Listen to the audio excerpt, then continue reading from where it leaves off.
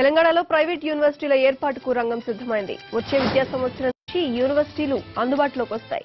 కొత్తగా ఏర్పడిన తెలంగాణ ప్రభుత్వంలో విద్యాశాఖ మంత్రి ఎంపిక జరగగానే కొత్త యూనివర్సిటీల నోటిఫికేషన్ రాబోతోంది. ఇప్పటికే యూనివర్సిటీల చట్టం చేసిన ప్రభుత్వం వాటికి అవసరమైన నిబంధనలు కూడా రూపొందించింది. ప్రైవేట్ యూనివర్సిటీల్లో స్థానికులకు 25% కోటా అమల్లో ఉంటుందని తెలుస్తోంది. ఈ వ్యవస్థకు నోడల్ ఏజెన్సీగా ఉన్నత విద్యామండలి వ్యవహరిస్తోంది.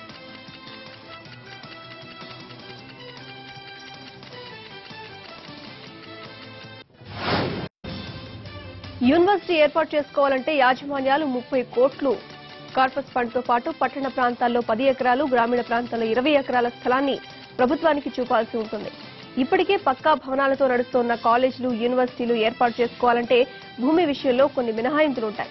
తెలంగాణలోని పలు పెద్ద కాలేజీలతో పాటు డీమ్డ్ యూనివర్సిటీలు దరఖాస్తు చేసుకునేందుకు సిద్ధంగా ఉన్నట్లు తెలుస్తోంది. విదేశీ యూనివర్సిటీలు కూడా వచ్చే అవకాశం ఉందని విద్యాశాఖ అధికారులు అంటున్నారు.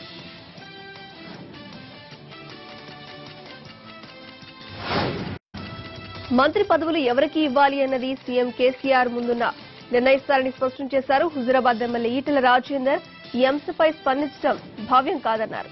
కాంగ్రెస్, టీడీపీ, ఇతర పార్టీల దూషణలు, చిల్లరమల్లర వ్యాఖ్యలు చేసినప్పటికీ టీఆర్ఎస్ పార్టీకే పట్టం కట్టి ప్రజలు ఆదరించారన్నారు. ప్రజాకూటమి, ఆంధ్ర మీడియాతో కలిసి టీఆర్ఎస్ ని ఓడించాలని ప్రయత్నం చేసినా తెలంగాణ ప్రజలు మాత్రం నిండు మనసుతో కేసీఆర్ ను ఆదరించారన్నారు ఈటెల. కష్టకాలంలో పార్టీ వెంట ఉన్న వారికే స్థానిక సంస్థల ఎన్నికల్లో అవకాశం దక్కుతుందన్నారు ఈటెల రాజేందర్.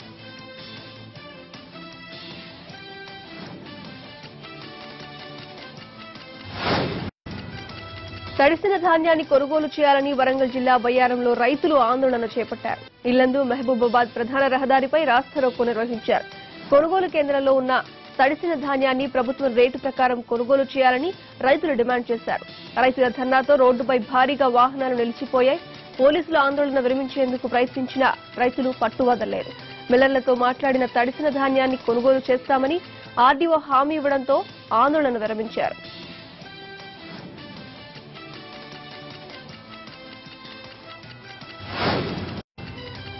ఉమ్మడి కరీంనగర్ జిల్లాలో నష్టపోయిన రైతులకు నష్టపరిహారం చెల్లించాలని కోరుతూ కలెక్టర్కు కాంగ్రెస్ నేత పొన్నం ప్రభాకర్ వినతి పత్రం ఇచ్చారు. తుఫాను కారణంగా పంట నష్టపోయిన రైతులకు ప్రభుత్వం ఆదుకోవాలని కోరారు.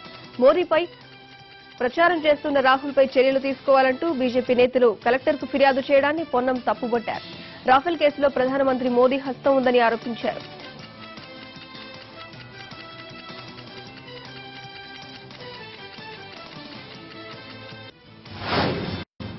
వరంగల్ జిల్లాలో గ్రామీణ తపాలా ఉద్యోగులు నిరవధిక సమ్మె రెండో రోజు చేరింది. జిల్లా వ్యాప్తంగా 1200 మంది ఈ సమ్మెలో పాల్గొనడంతో ఉమ్మడి వరంగల్ జిల్లా వ్యాప్తంగా గ్రామీణ తపాలా సేవలు నిలిచిపోయాయి. వరంగల్ ప్రధాన తపాలా కార్యాలయం ఎదుట కమలేష్ చంద్ర కమిటీ నివేదికను అమలు చేయాలని డిమాండ్ చేస్తూ గ్రామీణ తపాలా ఉద్యోగులు ధర్నా నిర్వహించారు. ప్రభుత్వం దిగివచ్చే వరకు సమ్మె కొనసాగుతుందని యూనియన్ నేతలు స్పష్టం చేశారు. మరోవైపు అధికారులు ప్రత్యామ్నాయ ఏర్పాట్లపై దృష్టి సారించారు.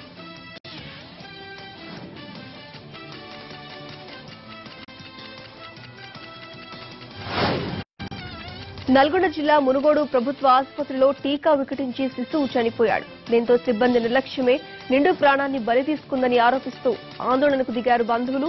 లక్ష్మీదేవి గూడెంకు చెందిన దామ అనుష స్వామి దంపతులకు 2 నెలల కిందట ఒక కొడుకు పుట్టాడు. మునుగోడు ప్రభుత్వ ఆసుపత్రిలో నెలవారీ టీకాలు ఇప్పిస్తున్నారు. ఆసుపత్రిలో మొత్తం 28 మందికి టీకాలు వేయగా వాళ్లలో ఈ మగ శిశువు చనిపోయాడు. చిన్నారి మృతికి ఆసుపత్రి సిబ్బందే కారణమని శిశువు బంధువుల ఆసుపత్రి ముందు ధర్నా చేశారు. బిడ్డ మృతికి కారణమైన వాళ్లను వెంటనే సస్పెండ్ చేయాలని రాస్తారోకో చేశారు.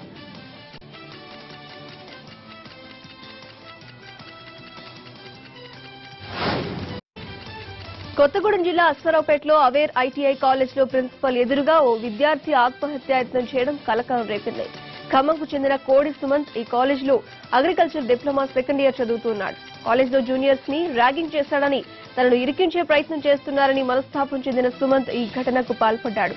మెస్ లో భోజనం సరిగా ఉండడం లేదని, కూరల్లో పురుగులు ఉండటాన్ని అడిగినందుకు తనపై ర్యాగింగ్ నింద వేస్తూ పరీక్షలు రాయనీయకుండా ప్రిన్సిపల్ సస్పెండ్ చేశారని ఆరోపించాడు బాధితుడు. ప్రస్తుతం సుమంత్ స్థానిక ప్రభుత్వ ఆసుపత్రిలో చికిత్స పొందుతున్నాడు.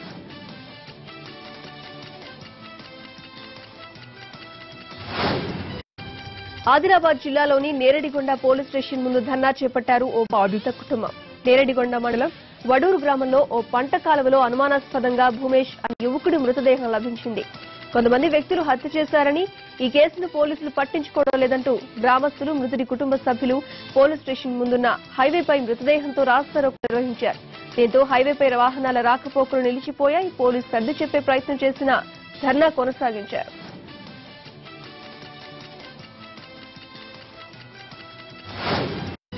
మిడ్మానేరు గేట్లను తెరిచి నీటిని దిగువకు వదిలేయడంతో వాగులో ఓ ట్రాక్టర్ చిక్కిపోయింది. ఒక్కసారిగా నీరు రావడంతో అప్పటికే వాగులో ఇసుక తీసేందుకు వెళ్లిన ట్రాక్టర్ ఇరుక్కుపోయింది. ట్రాక్టర్తో పాటు చిక్కుకున్న వారిని రక్షించేందుకు స్థానికులు కష్టపడాల్సి వచ్చింది. ఇల్లంతకుప్ప మండలం పొత్తూరు దగ్గర ఈ ఘటన జరిగింది.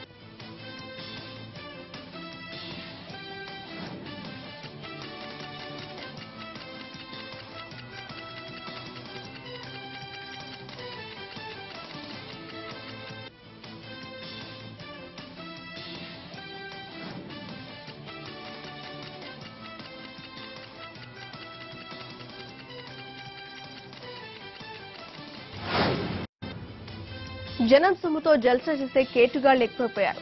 అమాయకులు పైసా కూడబెట్టి చిట్టీలు వేస్తే ఆ డబ్బును సొంతానికి ఇష్టానుసారంగా వాడుకోవడం, సమయం చూసి చెక్కేయడం వంటి ఘటనలు జరుగుతూనే ఉన్నాయి. తాజాగా హైదరాబాద్ లో మరో మోసం బయటపడింది. ఓ సొసైటీలోని జనం దగ్గర నుంచి చిట్టీల పేరుతో 200 కోట్లు వసూలు చేసిన రిషబ్ చిట్ ఫండ్స్ విచారణ ఎత్తేసింది.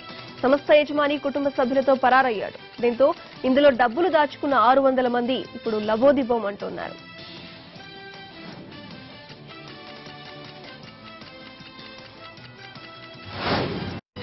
రిషబ్ చిట్ ఫండ్స్ యజమాని శైలేష్ కుచ్చరని తేల్చారు పోలీసులు. చిట్టీల పేరుతో వసూలు చేసిన డబ్బును శైలేష్ జల్సాలకు వాడుకుంటున్నాడు. గోవాలో ఏకంగా ఓ క్యాజినోలో 30 కోట్ల వరకు పెట్టుబడులు పెట్టాడు. హైదరాబాద్ లో ఓ పబ్ లో కూడా శైలేష్ కు పెట్టుబడులున్నాయని పోలీసులు గుర్తించారు. శైలేష్ కుటుంబం కోసం పోలీసులు గాలిస్తున్నారు.